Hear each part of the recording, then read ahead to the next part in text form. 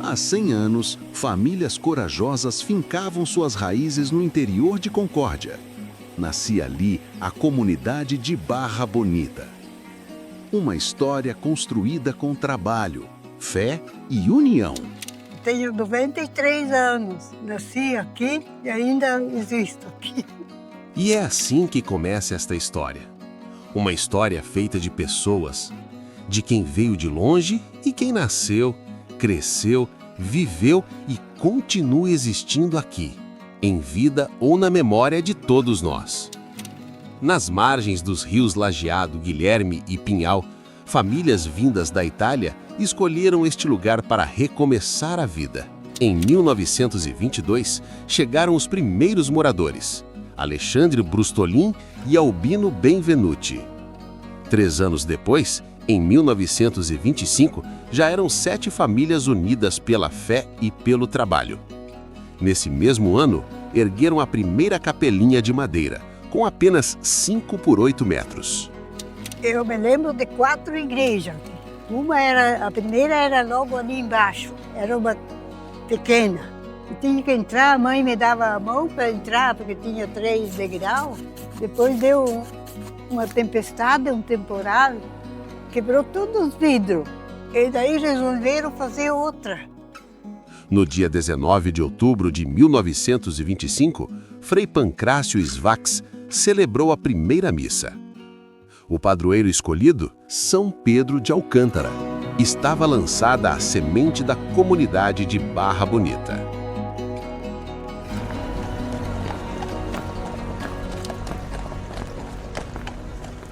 A vida era dura. Estradas de chão, trabalho pesado, invernos rigorosos. Em meio às dificuldades, ergueram suas casas, abriram roças e foram construindo a comunidade. A estrada a gente fazia de picareta e com a pá. Toda a comunidade, quem tinha 4, 5 filhos, que tinha mais de 18 anos, tocava fazer 8 horas por dia na estrada. Naquela época era só carroça e cavalo. Não tinha, era uma estrada meia pequena. O meu pai criava, era porco solto. Então tinha aquelas porcas que vinham com os leitões, mas não fechado fora. Ajeitavam uma imensidão de semambaia e tudo, faziam uma casa e ela ficava lá dentro para criar os leitões. Cozinhava tudo no panelão e se guardava numa lata com banha. A comida a gente fazia um pouco de tudo. Milho, trigo, feijão bastante também. Sempre se matava algum porco, né? Quando terminava as banhas, salame, essas coisas. A vaca sempre tinha, 1, 2, 3, a gente tinha. Tirar leite para não querer, porque para fazer para o consumo, porque venderam se vendia. Que o morador era tudo morador longe um do outro. Era tudo casinha pequena, tudo não tinha até. Morador que tinha a casinha coberta de capim. Que tinha o capim que cobria e de repente depois logo mais daí derrubava pinheiro, cerrava as torres, fazia as tabuinhas para cobrir as capas. De repente então veio o material de terra para se ter e tijolo. Daí já a tabuinha aquela, aí sumiu, ninguém mais não fez.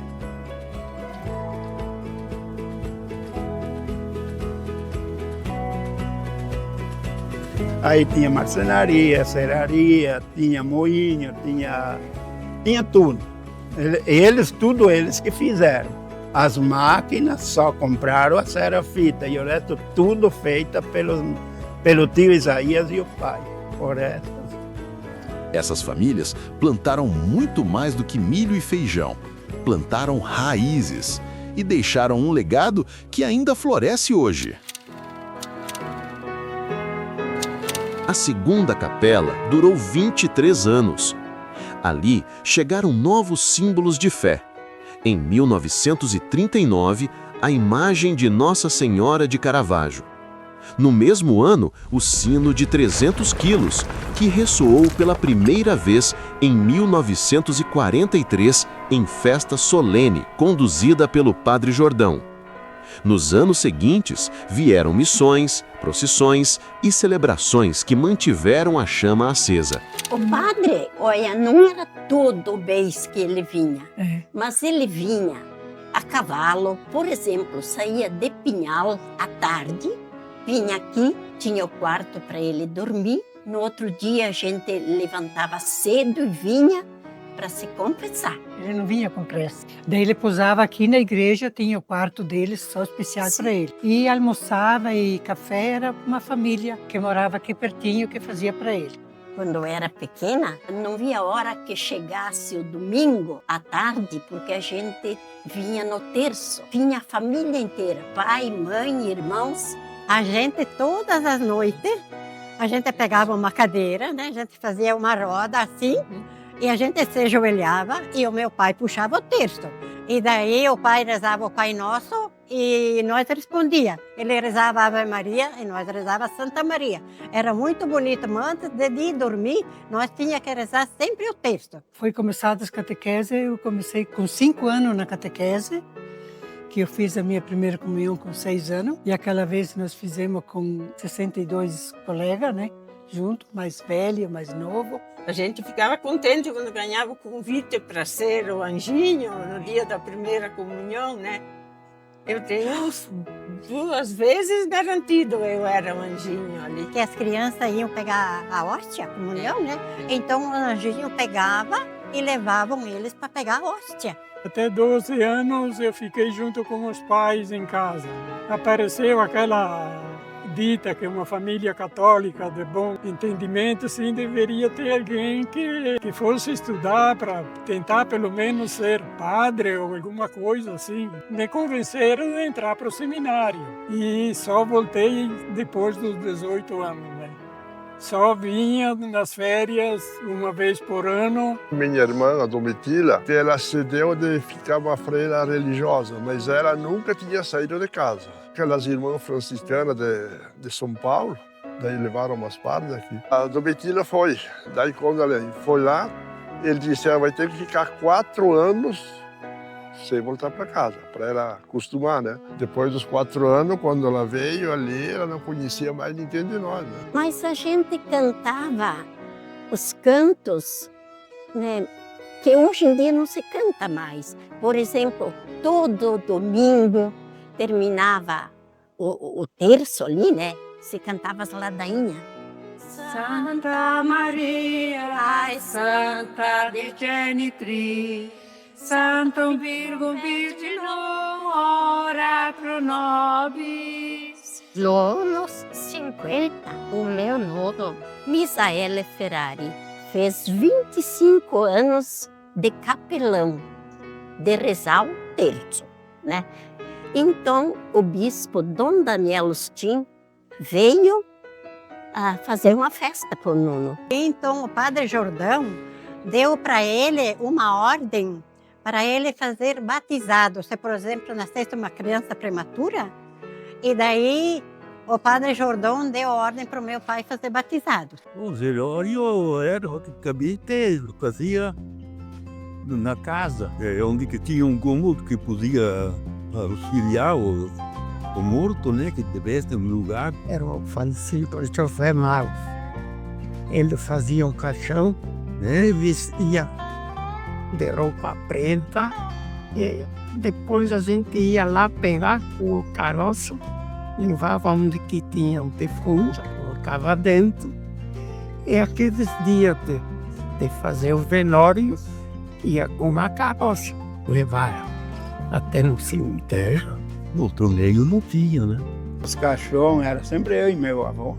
Tudo madeira escolhida, tinha que ser pinheiro do melhor. E o meu tio e o meu pai enfeitavam, porque dependendo da idade, o masculino e o feminino tinha as cores dos tecidos, né? E daí tinha os enfeites, tudo enfeite de papelão assim, pintado, né? Tinha os rodapés em roda do...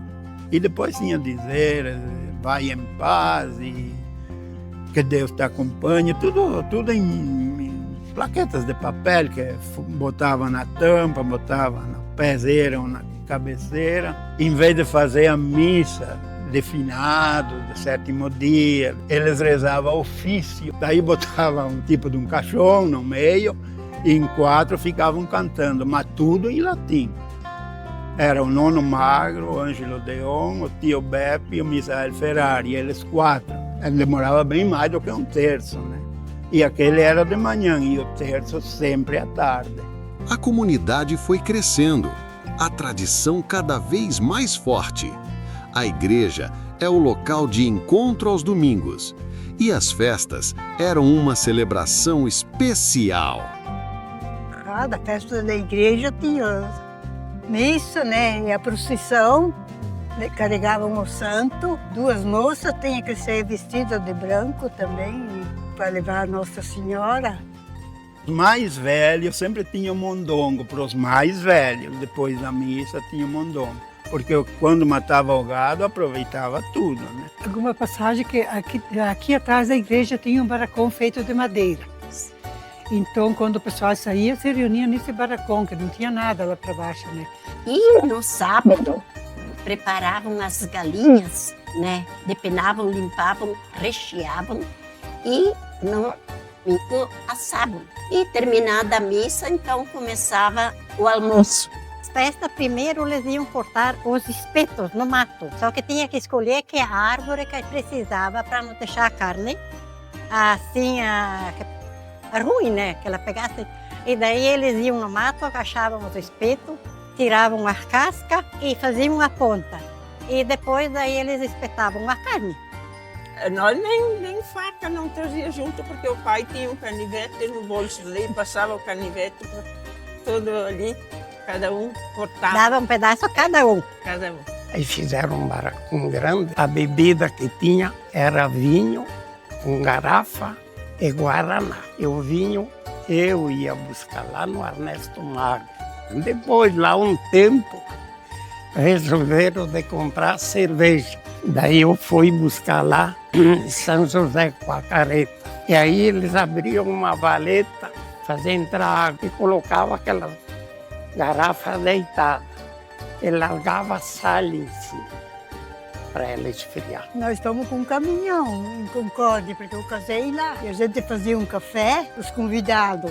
Daí todos os convidados no caminhão, só os noivos na gabina. Depois voltamos, daí na casa do meu sogro, daí tinha o churrasco de meio-dia, né? E matinê, baile também de noite.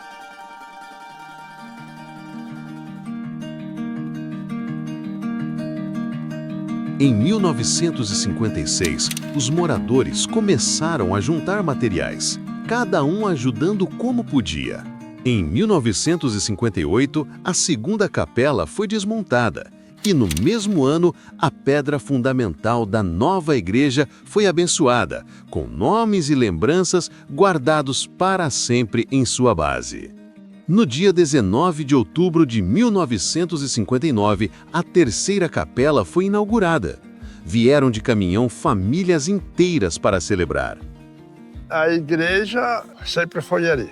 E eu me lembro quando tinha aquela igreja de madeira, que depois resolveram fazer uma de material. E daí contrataram o senhor Sperpa, de Lajado Paulino. Então era uma das primeiras igrejas de material, foi aqui em Barra Bonita. Então ele falou o seguinte, essa igreja com construção alta tem que ter um bom alicerce embaixo. Mas aqui embaixo no rio tinha uma surda desativada que era do Rosseto, com todas aquelas pedras quadradas ali em cima. E daí o Rosseto doou e o pessoal puxava de carroça aqui. E ficou pronto o alicerce, né? Então a pedra do canto ali, ele cavou uma pedra dentro, né? Tipo um armáriozinho. E o dia da inauguração da pedra fundamental era com o Frei Jordão. Então essa pedra fundamental foi colocada bem no canto. Então ali, dizer que ali era para guardar os documentos da igreja. A primeira capela foi iniciada e foi inaugurada também no ano 1925.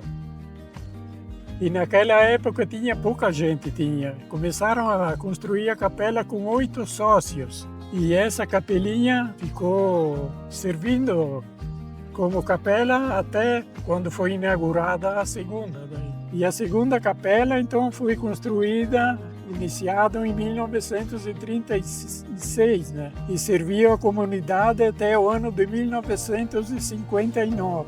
Frei Elvico Meyer esteve presente, ao lado do prefeito Fioravante Massolini e diversas autoridades religiosas e civis. Essa igreja recebeu catequistas em 1960, altares novos em 1961 e até um harmônio em 1962, que ecoou os primeiros cânticos ensaiados pelo padre Frei Nestor. Durante 25 anos, foi o coração da comunidade.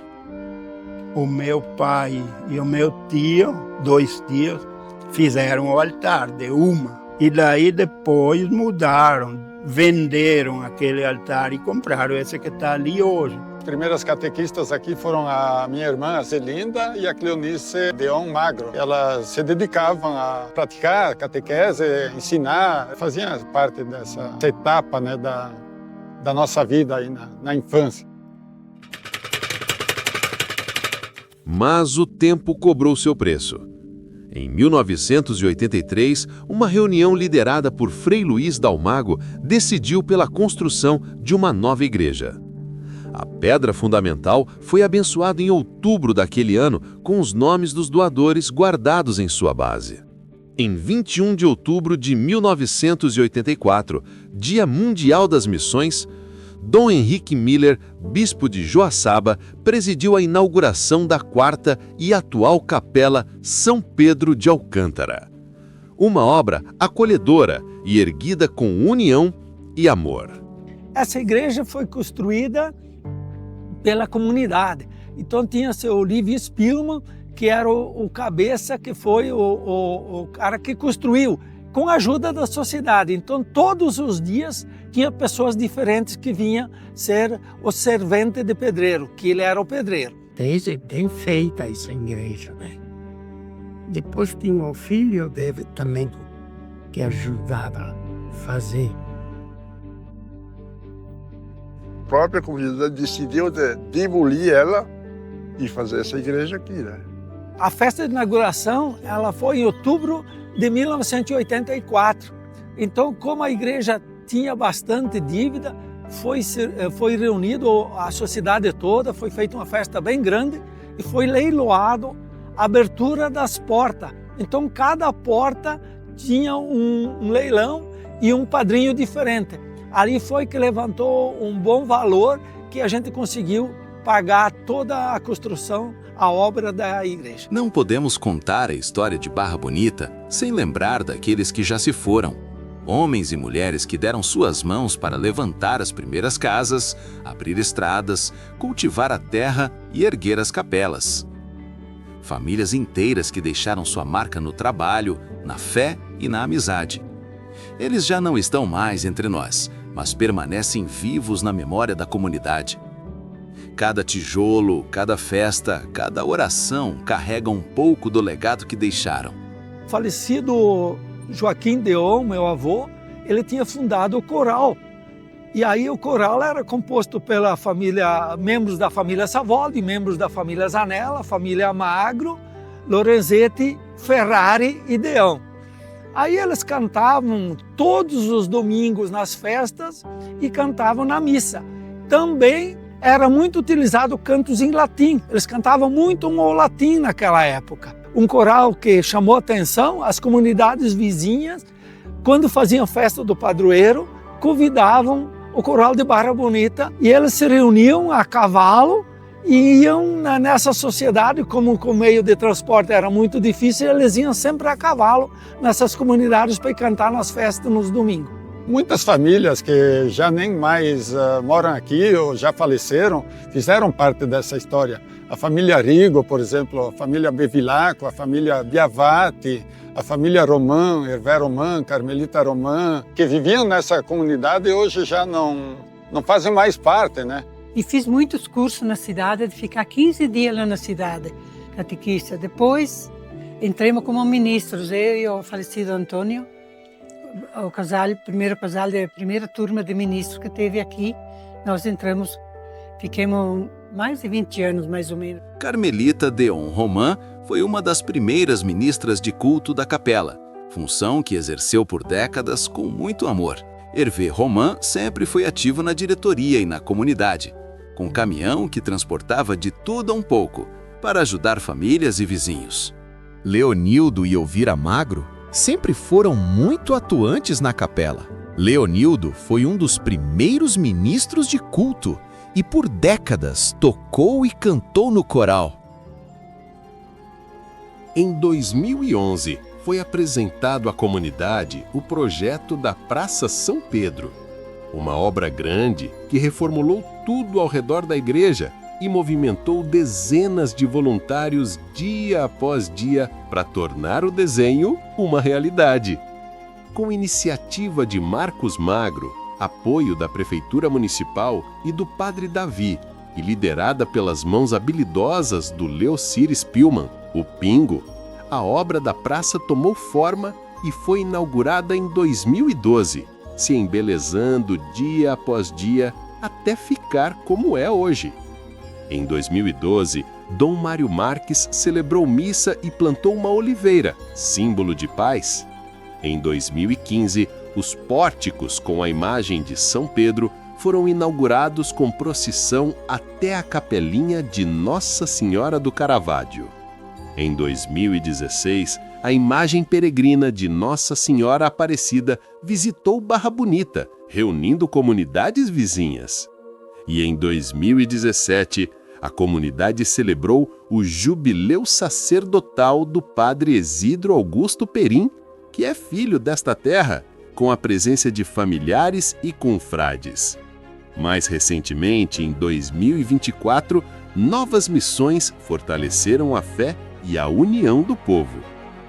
De 1925 até hoje, 4 igrejas guardaram um século de histórias. Barra Bonita é fé, é tradição, é comunidade. Um século de vida partilhada que segue florescendo em cada geração. Morar aqui é muito bom. Estamos vivendo novos momentos, né? Previsão de chegar ao asfalto até aqui. Imagino que de agora em diante a comunidade vai voltar a crescer de novo. Mais pessoas vêm morar aqui na comunidade. Então é isso que a gente espera. Não, aqui é a minha terra natal e eu não me esqueço nunca disso aqui. E eu muitas vezes me lembro das épocas antigas e eu me dá tanta saudade que eu me parecia que eu gostaria que voltasse aquela época.